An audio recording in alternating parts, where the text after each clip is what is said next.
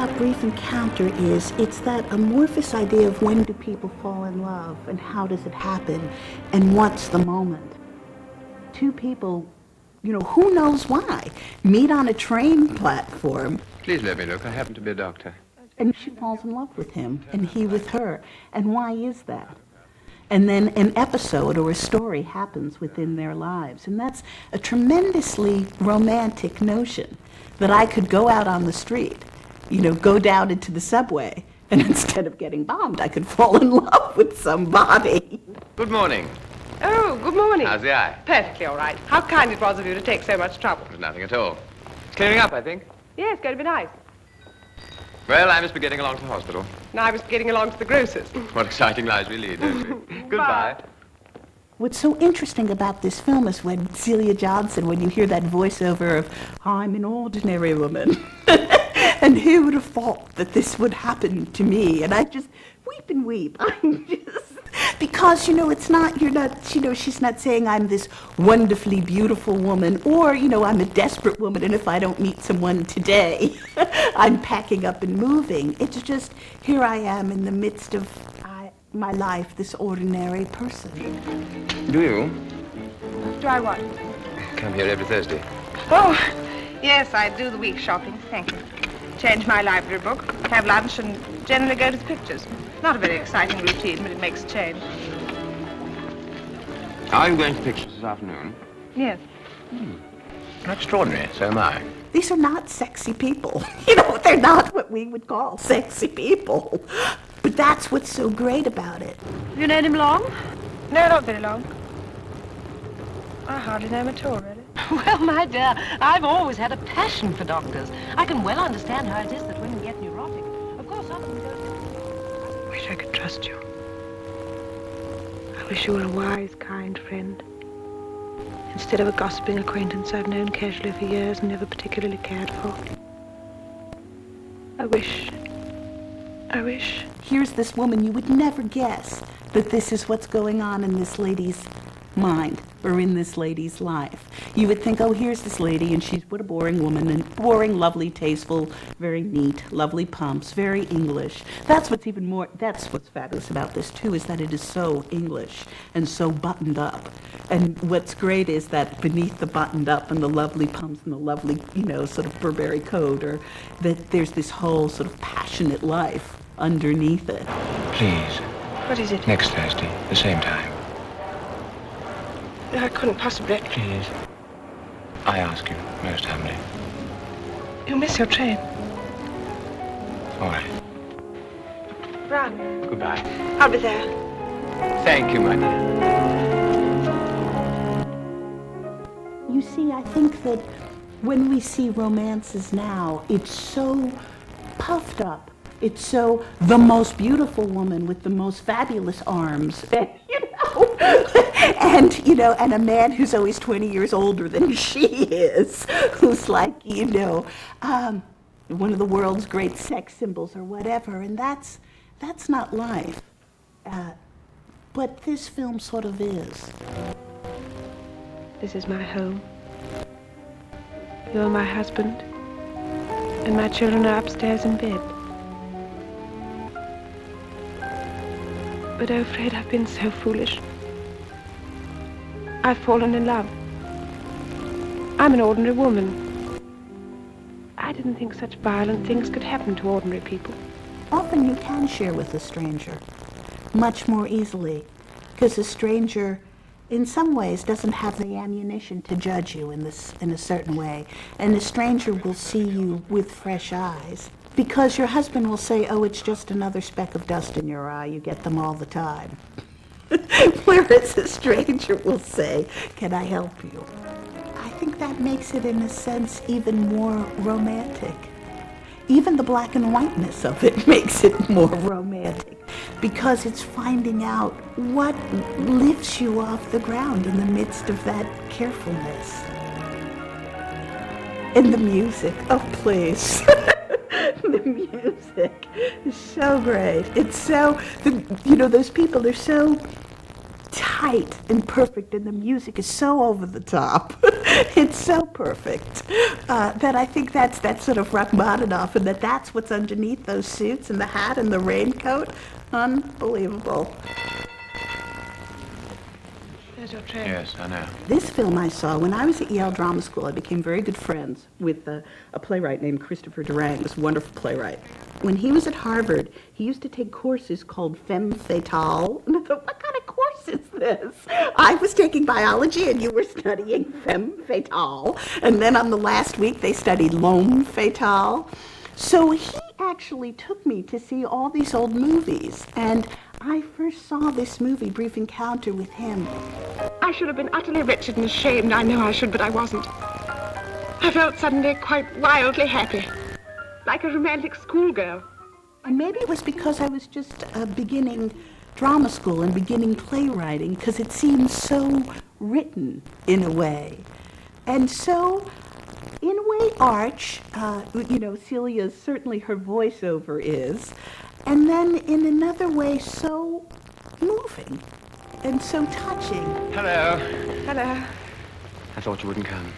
I've been thinking all the week that you wouldn't come. I think the thing about them is they feel that every move that they make will have consequences. And, and they're really decent people. We know we really love each other. That's true. That's all that really It matters. isn't all that really matters. Other things matter too. Self-respect matters and decency. I can't go on any longer. Here's this thoughtful woman who's obviously lives in the suburbs and has this lovely home and her lovely children, and she goes off for the day shopping. And I always think, presently there aren't really women who go off for the day shopping. So you kind of think about her life and what's missing in her life as well, and how this leads her to the good doctor. And the good doctor's sort of interesting too. Because how good is that good doctor? Has he had affairs before? Because it seemed to me that this good doctor, in a sense, knew what he was doing. I love you. I love you. You love me too. It's no use pretending it hasn't happened, because it has. Yes, it has. And then there was a moment when they knew it couldn't go on any longer. It just happened to have happened. And she happened to be paying attention, and so did he at the same time. When she goes back to the husband and he says, "You've been away," and and how little is said, and what's under that, and does he know that she's been seeing another man? And I think it's that recognition that there was a little episode in your life, that somehow there was a little short story that happened. Laura. And then it was over, and there's that little bit of sadness. Yes, dear. Whatever your dream was, it wasn't a very happy one, was it?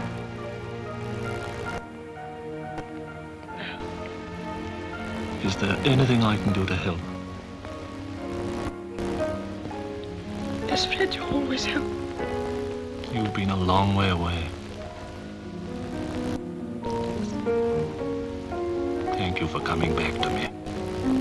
What's interesting about this movie is it is everyday life, and you often don't know the grand moment is happening when it's happening to you, just because you got a bit of dust in your eye on a train platform. I've been trying to get dust in my eye based on this movie for years. Nothing happens. I get a red eye and get on the bus. No doctors tip their hats and say, "Can I help you? I happen to be a doctor." I guess my personal attachment to this is that I think because it is well-meaning people who aren't looking for something romantic at all, really, so that the yearning that they must have is such a deep yearning.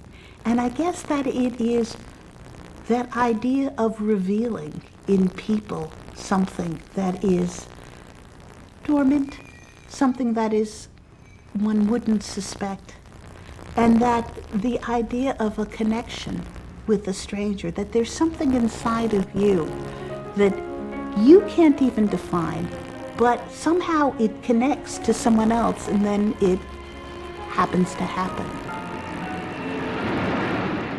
And that's tremendously romantic.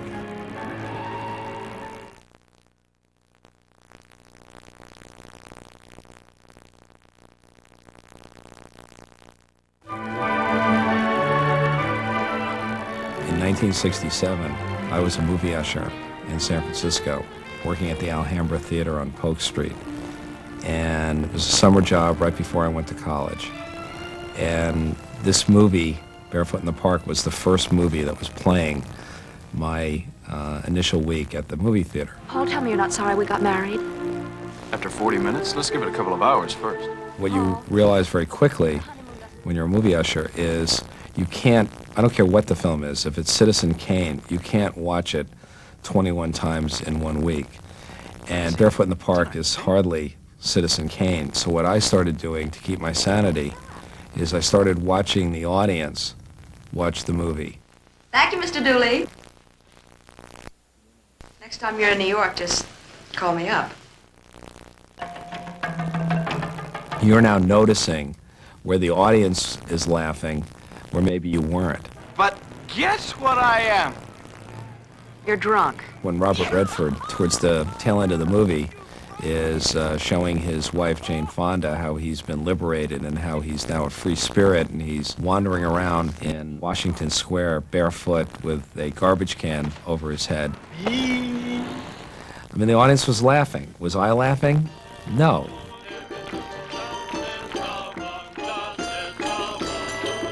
But the audience did find it funny.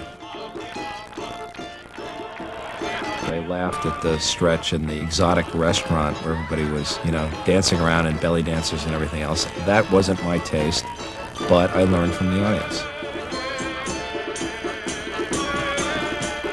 You also get to observe the craft of a director and the way a joke is staged and where the joke is played and was it played in close-up. What kind of fish is it? Eel. Eel? Eel. Was it set up in a two-shot because you're getting a laugh because of the expression on one person's face, the reaction to the other person delivering the line? You must pop it. Look. See? Oh, yes. Little things like that I'm sure an audience doesn't pay that much attention to. They just want to know, did it amuse them?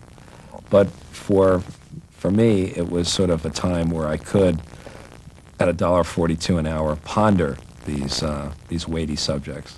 At a very early age, I sort of became, absorbed by the television set in my room and the programs that unspooled, on that set. I would go beyond, I guess, where most kids would go and say, oh, that's a lousy show. I remember seeing, like, Dennis the Menace and complaining to my parents at age 9 that I thought that they, grossly miscast Dennis, that I thought that Jay North was terribly wrong for the part, and, I was quite upset about it.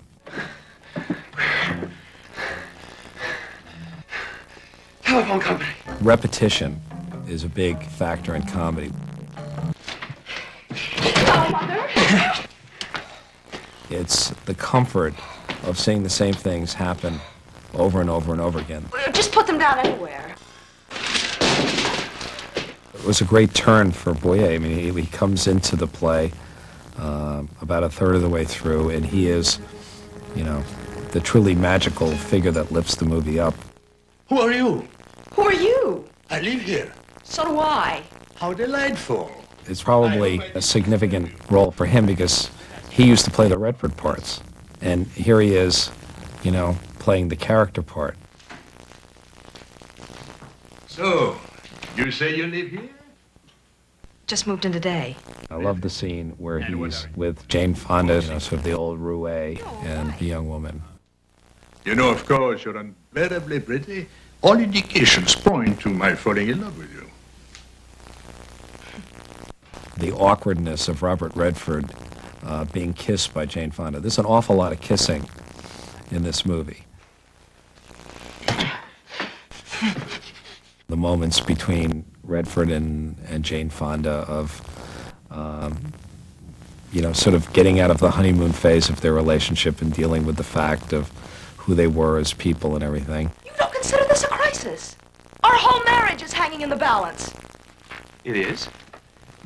When did this happen? Just now, it has suddenly become very clear to me that you and I have absolutely nothing in common. If I was producing the movie version of the stage play, I might have gone against the maxim of show business, which is, write Yiddish, cast British, which, was the thing that was always said to Jewish writers. Carl Reiner wrote the Dick Van Dyke Show for himself, and then he filmed the pilot, and then, everybody said, Carl, we want somebody less ethnic, and so they got Dick Van Dyke. In this movie, I'm sure Neil Simon wrote it to be about neurotic Jewish people in New York City, and then, of course, casting very Gentile with Jane Fonda and Robert Redford. Did you miss me today? No, Why not? because you called me 8 times. I don't talk to you that much when I'm home. The most rewarding kind of experience that I've had in television or film is, trying to make somebody laugh and succeeding at it. And if you do a movie that is not profound but gives a lot of joy to people, if it makes them forget the drudgery or the pain or the stress of their day, you're giving them a huge gift. And so I do not discriminate in anything I do in terms of what's an important show and what's an unimportant show. So I always credit my job as a movie usher, and in particular Barefoot in the Park, as the film that started getting me to pay attention to the audience as opposed to my own tastes.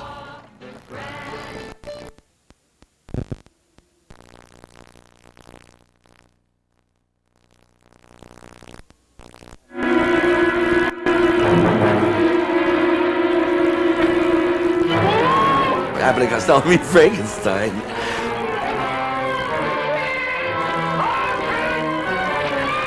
My mother, I think, must have taken me to see it, I guess, when it came out, in 1948, I guess that was. I'd never seen a horror movie before. I don't know that I understood who Abbott and Costello were. And it frightened me to where I wouldn't even actually look at it.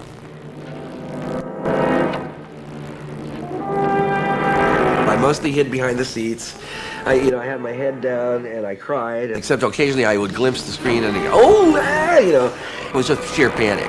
It's like the first time you're on a roller coaster, it's just, yeah, I don't remember anything except the thing of being just frightened, I remember the coffins too, the opening up the coffins and clearing away the straw, Here's this big face, I was just, yeah, I was afraid. It scared me really out of my wits, but it scared and fascinated me. I was 6 years old. My father had died the previous year in 47. So that also made it kind of a heavy time in my life emotionally. I'm not gonna like this. And it was another real thing, I think, a big effect, a big reason for my clamping onto it, kind of. The thing of, a dead thing brought to life.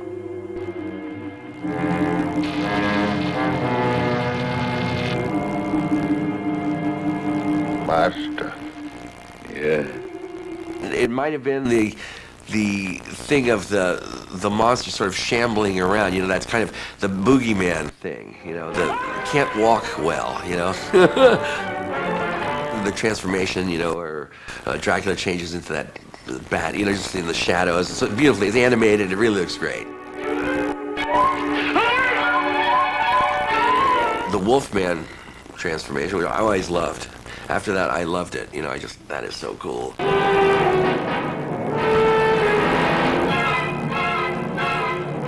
I mean, this was a juicy cast, and it was the last time these characters had dignity.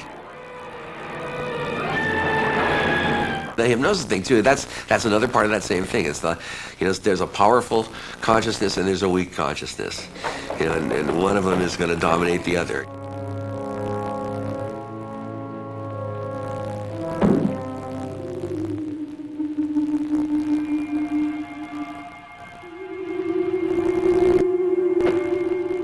And it's interesting how the course of Western science has gone along the DNA discoveries and so forth, that these things all have to do with this drive to reanimate or to produce life, you know what I mean?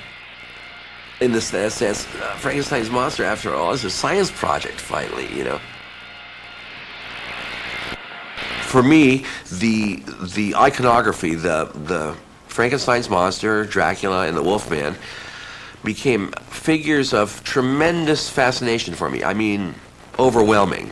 I mean, it led me, for example, things like the discovery of German expressionist theater and film, you know what I mean? The James Whale original Frankenstein is so beautiful, beautiful lighting, beautiful sets, you know, the great angular stuff, and the great power, you know, of it.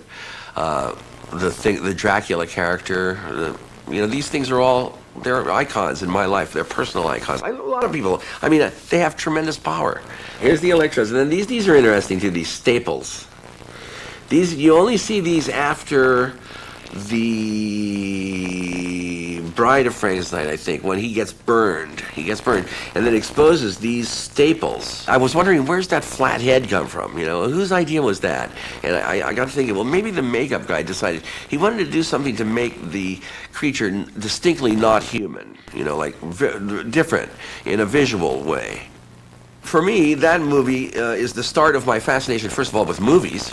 You know, I mean, and I'm a filmmaker also, and the visual component is an important part of my life. I'm an art school person and so forth. Art is the other thing I do besides music. I used to draw pictures of the Frankenstein monster over and over, you know, endlessly in different positions and different configurations. And I studied carefully the old Jack Pierce makeup, you know, what it looked like. And I was totally absorbed. I became totally absorbed. I think part of it had to do with the thing of being afraid the first time I saw it, the thing of it having that power of fear over me. I think there was some desire on my part to embrace that, you know, to make that, to not let that control me that way.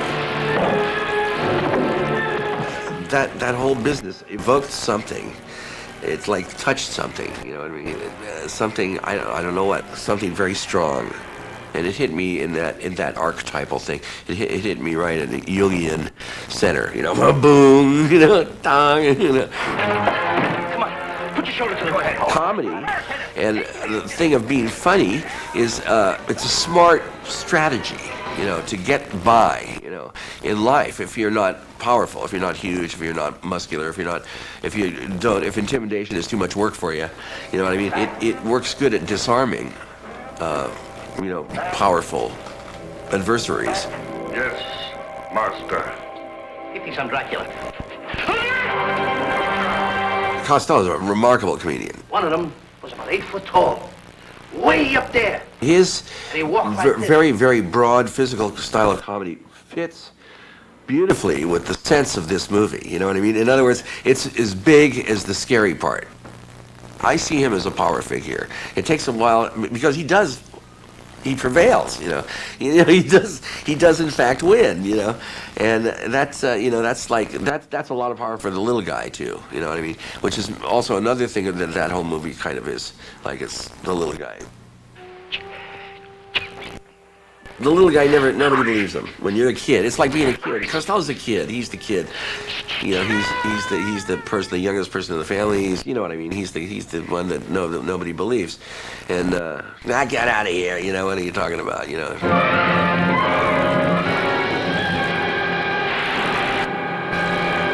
Well, he won't chase us anymore. And another thing, Mr. Chick Young, the next time that I tell you that I saw something when I saw it, you believe me that I saw it. I have a general fascination with the bizarre, you know, that comes directly from that. You know, that was my first sense of, there are things in this world that are really weird, you know. I don't think I knew that before I saw that movie, that there are things that are really weird and there are people who are concerned with them.